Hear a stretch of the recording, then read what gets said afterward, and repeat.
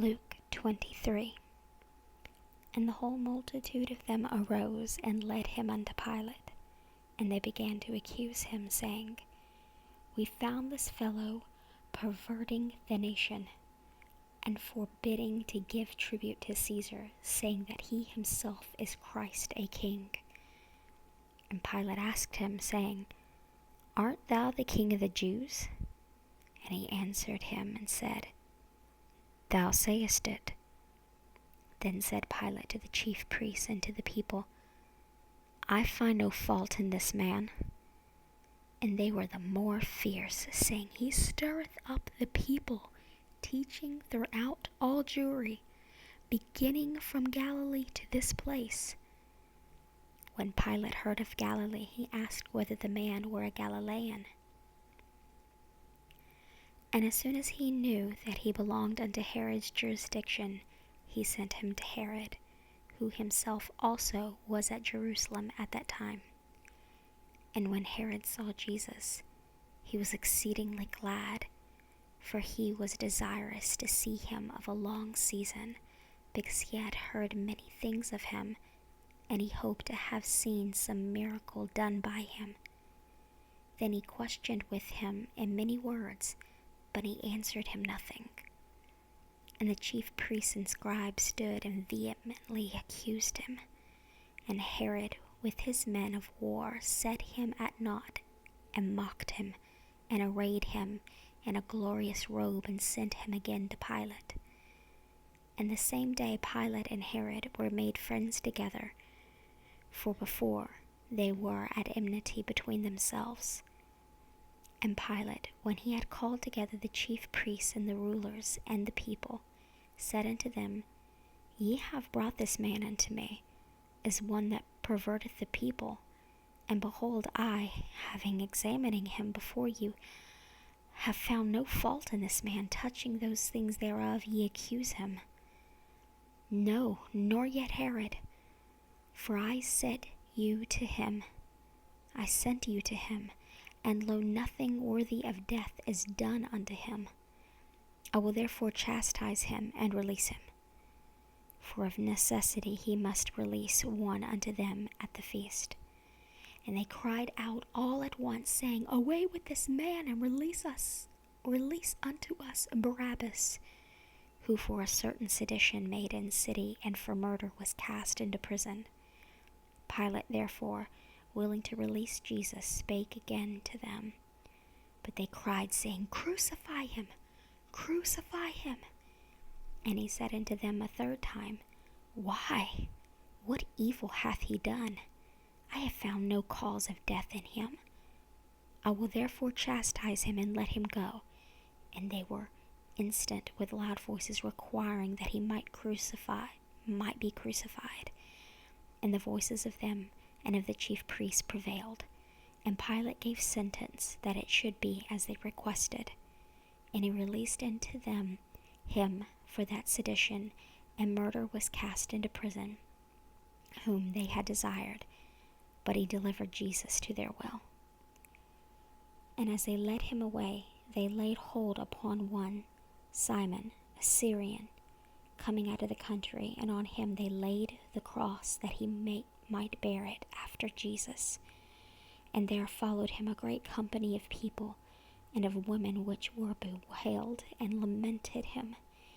And Jesus turning unto them said, Daughters of Jerusalem, weep not for me, but weep for yourselves and for your children. For behold, the days are coming in which they shall say, Blessed are the barren, and the wombs that never bare, and the paps which never gave suck. And then shall they begin to say to the mountains, Fall on us, and to the hills, cover us. For if they do these things in a green tree, what shall be done in the dry? And there were also 2 other malefactors led with him to be put to death. And when they were come to the place which is called Calvary, there they crucified him, and the malefactors, one on the right hand, and the other on the left. Then said Jesus, Father, forgive them, for they know not what they do. And they parted his raiment, and cast lots. And the people stood beholding, and the rulers also with them derided him, saying, He saved others, let him save himself, if he be the Christ, the chosen of God. And the soldiers also mocked him, coming to him and offering him vinegar, and saying, If thou be the King of the Jews, save thyself. And a superscription also was written over him in letters of Greek and Latin and Hebrew, This is the King of the Jews. And one of the malefactors which was hanged railed on him, saying, If thou be Christ, save thyself and us. And the other answering rebuked him, saying, Dost not thou fear God, seeing thou art the same condemnation? And we indeed justly, for we receive the due reward for our deeds, but this man hath done nothing amiss. And he said unto Jesus, Lord, remember me when thou comest into thy kingdom. And Jesus said unto him, Verily I say unto thee, today shalt thou be with me in paradise.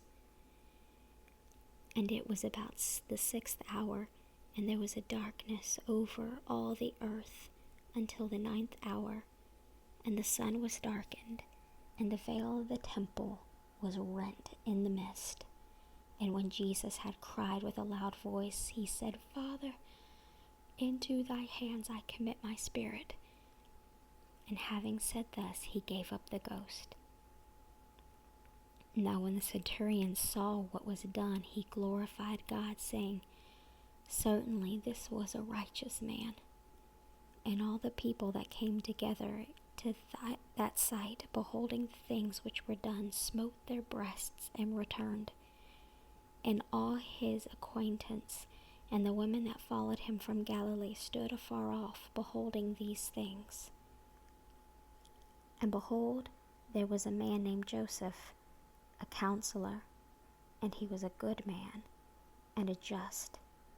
The same had not consented to the counsel and deed of them.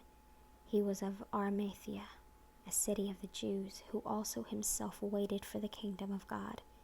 This man went unto Pilate and begged the body of Jesus. And he took it down and wrapped it in linen, and laid it in a sepulchre that was hewn in stone, wherein never man before was laid. And that day was the preparation, and the Sabbath drew on. And the women also, which came with him from Galilee, followed after, and beheld the sepulchre, and how his body was laid. And they returned, and prepared spices and ointments, and rested the Sabbath day, according to the commandment.